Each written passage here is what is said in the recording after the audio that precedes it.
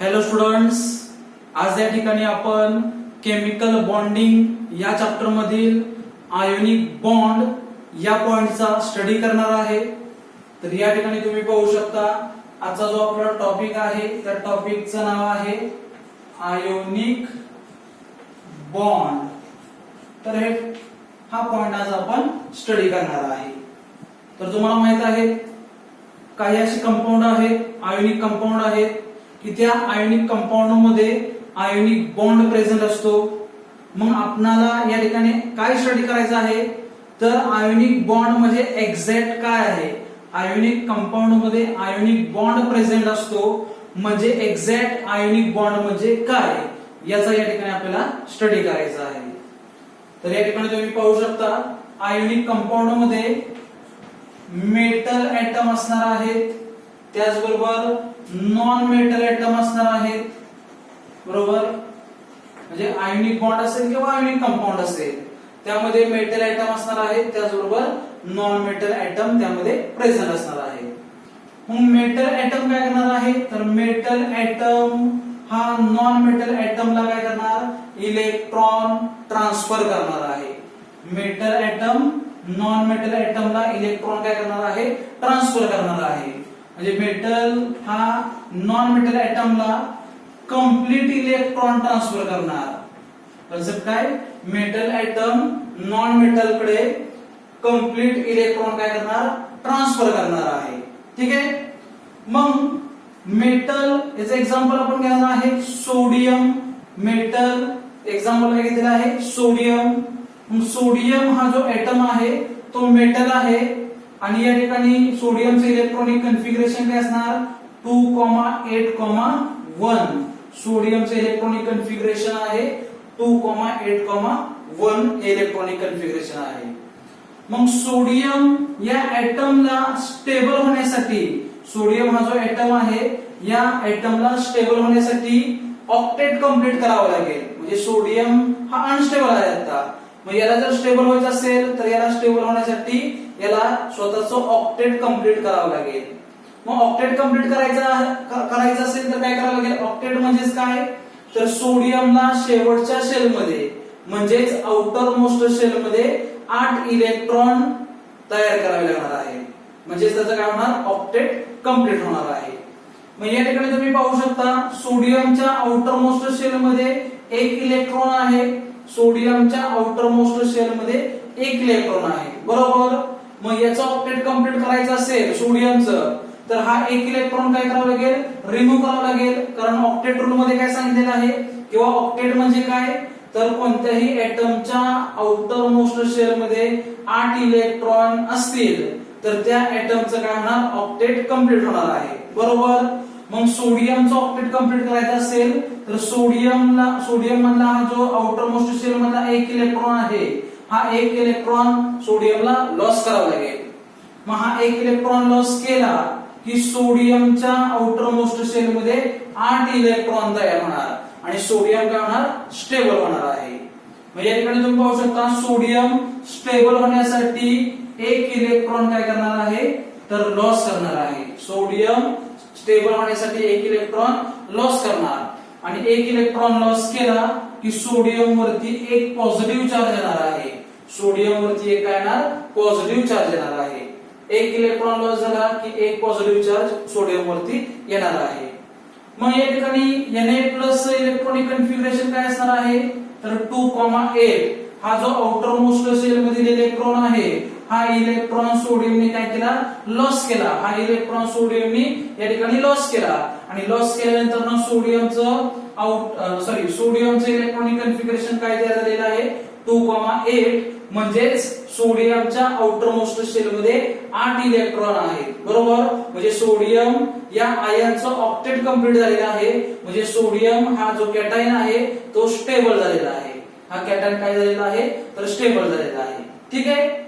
त्याचबरोबर जर नॉन मेटलचं आपण या ठिकाणी एक्झाम्पल घेणार आहे. नॉन मेटल Cl म्हणजे क्लोरीन हा नॉन मेटल आहे आणि क्लोरीन याचं इलेक्ट्रॉनिक कन्फिगरेशन आहे 2,8,7.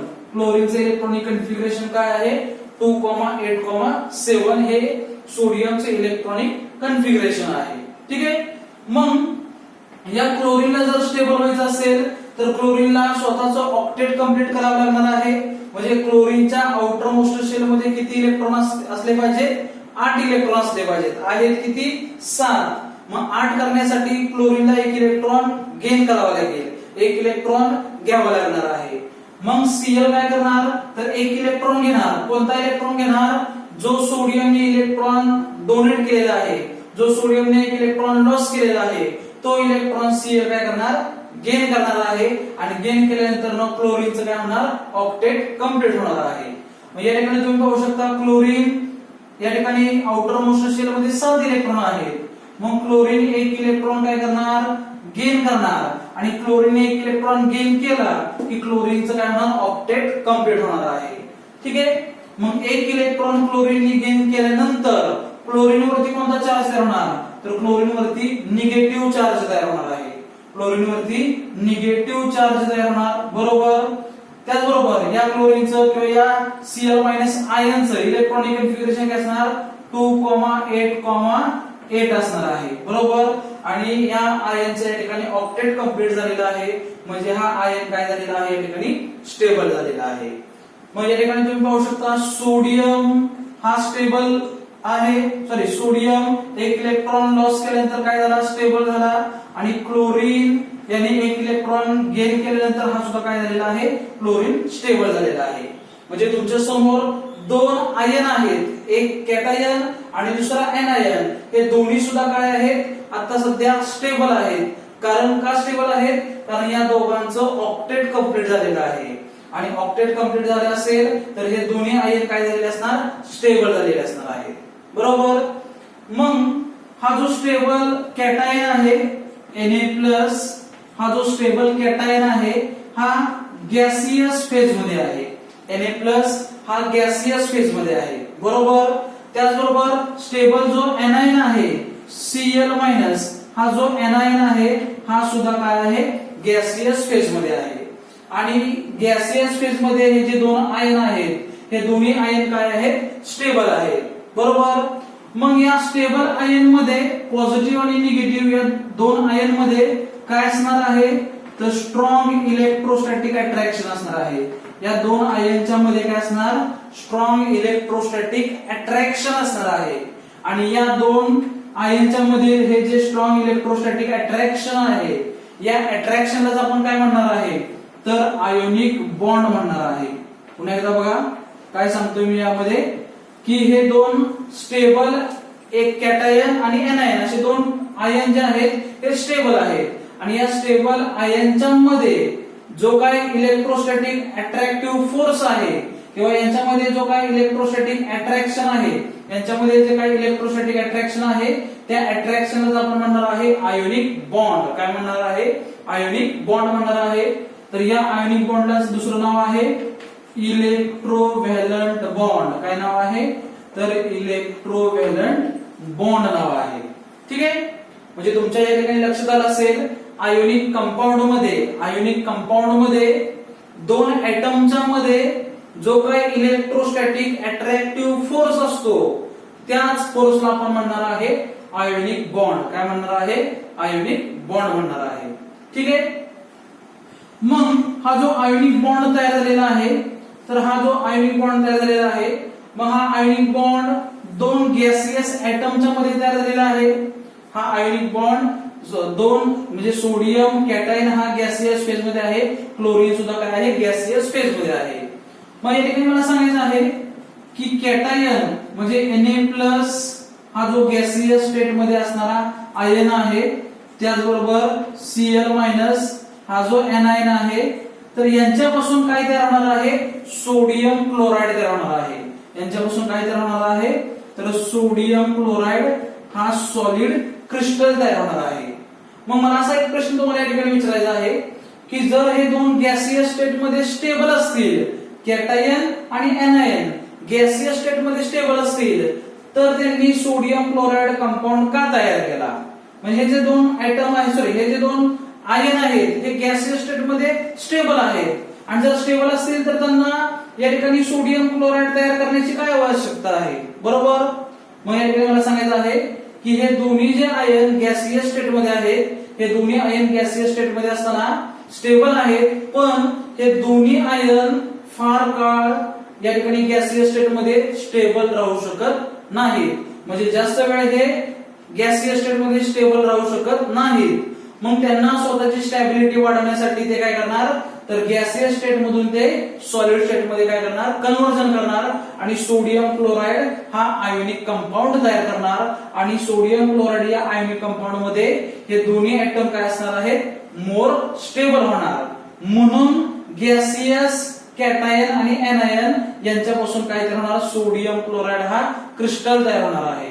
म्हणजे या ठिकाणी मला सांगायचं आहे की या दोघांच्या मध्ये आयोनिक बॉन्ड तयार होणार, या दोघांच्या मध्ये आयोनिक बॉन्ड तयार होणार. आयोनिक बॉन्ड म्हणजे तुम्हाला माहित आहे की यांच्यामधील स्ट्रॉंग इलेक्ट्रोस्टॅटिक अट्रॅक्शन आहे आणि यांच्यामध्ये जे काही स्ट्रॉंग इलेक्ट्रोस्टॅटिक अट्रॅक्शन आहे त्याच्यामुळे सोडियम हा क्लोरीन बरोबर कंबाईन होतो आणि सोडियम क्लोराइड हा सॉलिड सबस्टन्स तयार होतो. सोडियम क्लोराइड हा सॉलिड सबस्टन्स काय होतो, तयार होतो. बरोबर आहे. आणि या सॉलिड सबस्टन्स मध्ये हे दोन्ही ऍटम किंवा हे दोन्ही आयन काय असणार आहेत, मोर अँड मोर स्टेबल असणार आहेत. गॅसियस फेज मध्ये ते जास्त काळ स्टेबल राहणार नाही.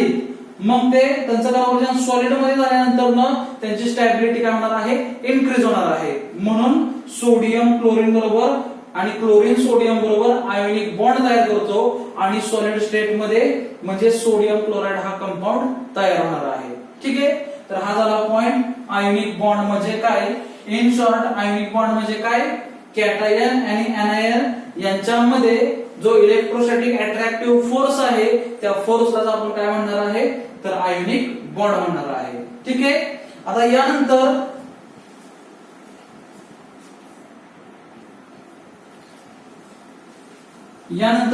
तुम्हाला एक पॉइंट मला या ठिकाणी सांगायचा आहे की स्ट्रॉंग आयोनिक बॉन्ड तयार करण्यासाठी एखाद्या आयोनिक कंपाऊंड मध्ये स्ट्रॉंग आयोनिक बॉन्ड तयार करण्यासाठी काही फॅक्टर आयोनिक बॉन्डला फेवरेबल आहेत किंवा फेवर आहेत. असे कोणते फॅक्टर आहेत, म्हणजे मला या ठिकाणी सांगायचं आहे की स्ट्रॉंग आयोनिक बॉन्ड तयार करायचा असेल तर स्ट्रॉंग आयोनिक बॉन्ड तयार करण्यासाठी असे काही फॅक्टर आहेत की त्या फॅक्टरमुळे आयोनिक बॉन्ड काय होणार आहे, स्ट्रॉंग तयार होणार आहे. मग असे किती पॉइंट आहेत, तर असे 3 पॉइंट आहेत की त्या 3 पॉइंटच्या सहाय्याने आयोनिक बॉन्ड काय होऊ शकतो, तर स्ट्रॉंग आयोनिक बॉन्ड तयार होऊ शकतो. प्रॉपर स्ट्रॉंग आयोनिक बॉन्ड तयार होणार आहे. मग त्यामध्ये पहिला जो आहे त्याचं नाव आहे लॅटिस एनर्जी. लॅटिस एनर्जी हा एक फॅक्टर असा आहे की याच्यावरती आयोनिक बॉन्ड स्ट्रॉंग तयार होऊ शकतो. म्हणजे लॅटिस एनर्जी वरती तो डिपेंड आहे आयोनिक बॉन्ड. त्याचबरोबर दुसरा आहे आयोनायझेशन एन्थाल्पी.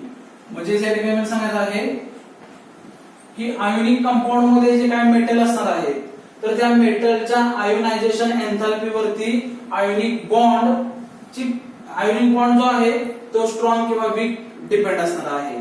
त्याचबरोबर तिसरा आहे त्याचं नाव म्हणजे लॅटिस एनर्जी हा पहिला फॅक्टर झाला. त्यानंतर आयोनायझेशन एन्थाल्पी हा सेकंड फॅक्टर झाला. त्यानंतर इलेक्ट्रॉन अफिनिटी आणि नॉन मेटल ऍटमचे इलेक्ट्रॉन अफिनिटी या ठिकाणी आपण पाहणार आहे. हे जे 3 फॅक्टर आहेत लॅटिस एनर्जी, आयोनायझेशन एन्थाल्पी आणि इलेक्ट्रॉन अफिनिटी या 3 पॉइंट वरती आयोनिक बॉन्ड म्हणजे स्ट्रॉंग आयोनिक बॉन्ड कसा तयार होतो हे डिपेंड आहे. मग यामध्ये पहिला जो आहे लॅटिस एनर्जी, मग आपण पहिला पॉइंट स्टडी करणार what is mean by lattice energy. Lattice energy म्हणजे एक्झॅक्ट काय आहे, तर सिम्पली या ठिकाणी तुम्ही पाहू शकता मगाशी रिएक्शन मी तुम्हाला सांगितलेली आहे की Na+ सोडियम हा जो कॅटायन आहे हा गॅस फेज मध्ये असणार आहे. त्याचबरोबर एनायन Cl- हा सुद्धा काय असणार आहे, गॅस फेज मध्ये असणार आहे. म्हणजे असे 2 आयन आहेत, एक कॅटायन आणि दुसरा एनायन. दोन्ही सुद्धा काय आहेत, स्टेबल आयन आहेत. कॅटायन सुद्धा स्टेबल आहे, एनायन सुद्धा स्टेबल आहे. बरोबर. मग समजा कॅटायन आपण 1 मोल घेतला आणि एनायन समजा आपण 1 मोल घेतला. कॅटायन 1 मोल घेतला, एनायन 1 मोल घेतला. मग त्यापासून काय तयार होणार आहे, तर सोडियम क्लोराइड तयार होणार आहे. सॉलिड सोडियम क्लोराइड तयार होणार आहे. मग हा जो 1 मोल कॅटायन या 1 मोल एनायन बरोबर कंबाईन झाल्यानंतर 1 मोल सोडियम क्लोराईड तयार होणार. 1 मोल काय तयार होणार? सोडियम क्लोराईड तयार होणार आहे.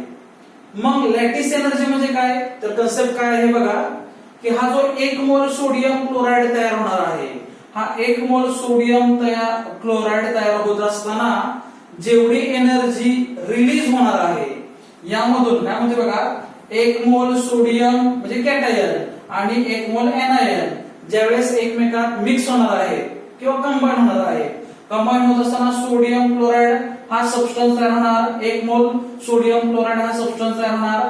पण हा सबस्टन्स तयार होत असताना जेवढी एनर्जी रिलीज होणार त्या रिलीज होणाऱ्या एनर्जीला आपण काय म्हणणार आहे?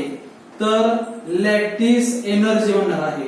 जी एनर्जी रिलीज होणार त्या रिलीज होणाऱ्या एनर्जीला आपण काय म्हणणार आहे? लॅटिस एनर्जी म्हणणार आहे. ठीक आहे, म्हणजे लक्षात आलं तुमच्या की एखादा मोल कंपाऊंड तयार होत असताना त्यामधून जी काही एनर्जी रिलीज होणार त्या एनर्जीला आपण म्हणणार आहे लॅटिस एनर्जी. मग लॅटिस एनर्जी वरती आयोनिक बॉन्ड कशा प्रकारे डिपेंड आहे? लॅटिस एनर्जी वरती आयोनिक बॉन्ड कशा प्रकारे डिपेंड आहे? तर एखादा किंवा 1 मोल सबस्टन्स तयार होत असताना जेवढी जास्त एनर्जी रिलीज होणार तेवढ्या त्यामध्ये आयोनिक बॉन्ड काय तयार होणार? स्ट्रॉंग तयार होणार आहे. काय म्हणते बघा, लॅटिस एनर्जीचं आणि आयोनिक बॉन्डचं काय रिलेशन आहे? तर एक मोल सबस्टन्स तयार होत असताना 1 मोल सबस्टन्स तयार होत असताना जास्तीत जास्त जेवढी एनर्जी रिलीज होणार तेवढा आयोनिक बॉन्ड स्ट्रॉंग बॉन्ड तयार होणार आहे. तेवढा आयोनिक बॉन्ड काय होणार? स्ट्रॉंग बॉन्ड तयार होणार आहे. लक्षात आलं का लॅटिस एनर्जी म्हणजे काय? त्यानंतर आयोनायझेशन एन्थाल्पी आणि इलेक्ट्रॉन एफिनिटी. मग तुम्हाला एक्झाम्पल मी दिलेलं आहे सोडियम क्लोराईड. मग सोडियम क्लोराईड मध्ये जो काय आयोनिक बॉन्ड असणार आहे, सोडियम क्लोराईड मध्ये जो काय आयोनिक बॉन्ड असणार आहे, ठीक आहे, मग तो बॉन्ड स्ट्रॉंग आयोनिक बॉन्ड कधी म्हणजे सोडियम क्लोराईड मध्ये जो काही इलेक्ट्रोस्टॅटिक फोर्स आहे, सोडियम क्लोराईडच्या मध्ये जो काही इलेक्ट्रोस्टॅटिक फोर्स आहे या इलेक्ट्रोस्टॅटिक फोर्सला आपण आयोनिक बॉन्ड म्हणलेला आहे. मग हा इलेक्ट्रोस्टॅटिक फोर्स स्ट्रॉंग कधी होणार आहे? जास्त स्ट्रॉंग कधी असणार आहे? त्याच्या मागचं काय रिझन आहे? तर लक्षात ठेवा, इलेक्ट्रोस्टॅटिक फोर्स हा स्ट्रॉंग फोर्स कधी होणार? म्हणजे आयोनिक बॉन्ड हा स्ट्रॉंग बॉन्ड कधी होणार? जर इलेक्ट्रोस्टॅटिक फोर्स वाढला की आयोनिक बॉन्ड सुद्धा काय होणार आहे? इन्क्रीज होणार आहे. आयोनिक बॉन्ड कॅरेक्टर सुद्धा या ठिकाणी काय होणार? इन्क्रीज होणार आहे. फोर्स वाढला की आयोनिक बॉन्ड काय होणार आहे? स्ट्रॉंग होणार आहे. मग या ठिकाणी मला सांगायचं आहे, मग यांच्यामधला जो फोर्स आहे, जो अट्रॅक्टिव्ह फोर्स आहे, तो अट्रॅक्टिव्ह फोर्स इन्क्रीज कधी होणार? मग त्यासाठी कोणत्या कंडिशन आहेत? तर कोणत्या कंडिशन आहेत बघा, तर ज्या ऍटमच्या मध्ये आयोनिक बॉन्ड तयार झालेला आहे त्या ऍटम मधील जो मेटल असणार आहे, त्या ऍटम मधील जो मेटल असणार आहे किंवा त्या ऍटम मधील जो कॅटायन असणार आहे, तर त्या कॅटायनची किंवा त्या मेटलची आयोनायझेशन एनर्जी काय असली पाहिजे? तर लो असली पाहिजे. आयोनायझेशन एनर्जी काय असली पाहिजे? लो आयोनायझेशन एनर्जी असली पाहिजे. आणि जो एनायन आहे म्हणजे त्याला आपण म्हणणार नॉन मेटल, जो एनायन आहे त्याला काय म्हणणार आहे? तर नॉन मेटल म्हणणार आहे.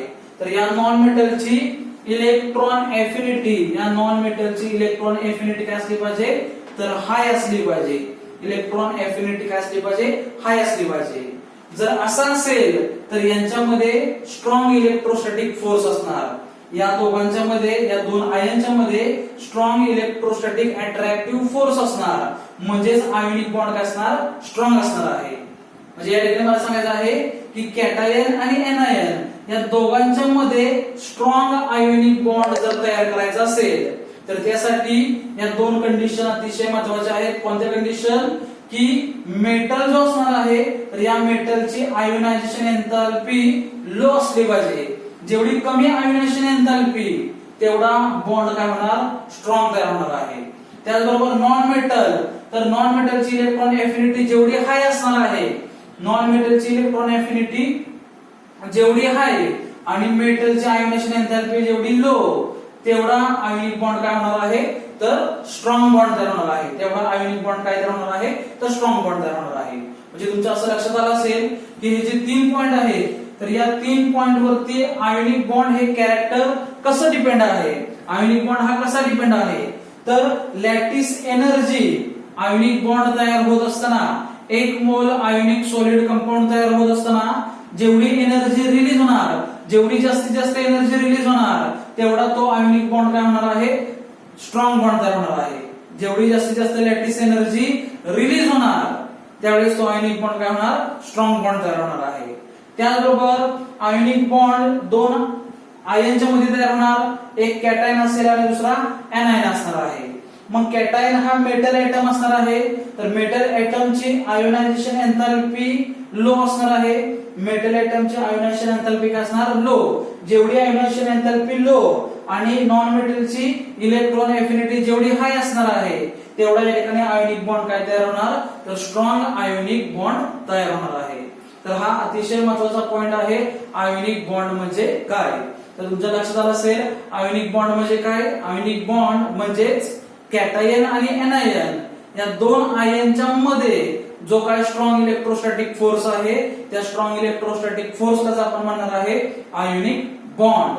ठीक आहे. आणि तो आयोनिक बॉन्ड स्ट्रॉंग कधी होणार आहे, म्हणजे काय म्हणतो आपण, तो आयोनिक बॉन्ड स्ट्रॉंग कधी होणार, ज्यावेळेस 2 आयन मधील इलेक्ट्रोस्टॅटिक फोर्स ऑफ अट्रॅक्शन काय होणार आहे, इन्क्रीज होणार आहे, त्यावेळेस आयोनिक बॉन्ड स्ट्रॉंग होणार आहे. मग हा इलेक्ट्रोस्टॅटिक फोर्स ऑफ अट्रॅक्शन हा जो कन्सेप्ट आहे किंवा 2 आयन मधील जे अट्रॅक्शन आहे हे अट्रॅक्शन स्ट्रॉंग कधी होणार, ज्यावेळेस जास्तीत जास्त लॅटिस एनर्जी रिलीज होणार. बरोबर. ज्यावेळेस सोडियम किंवा मेटलची आयोनायझेशन एन्थॅल्पी लो असेल आणि नॉन मेटल क्लोरीनची इलेक्ट्रॉन एफिनिटी हाय असेल त्यावेळेस या दोघांमधला आयोनिक बॉन्ड काय होणार आहे, स्ट्रॉंग बॉन्ड तयार होणार आहे. ठीक आहे.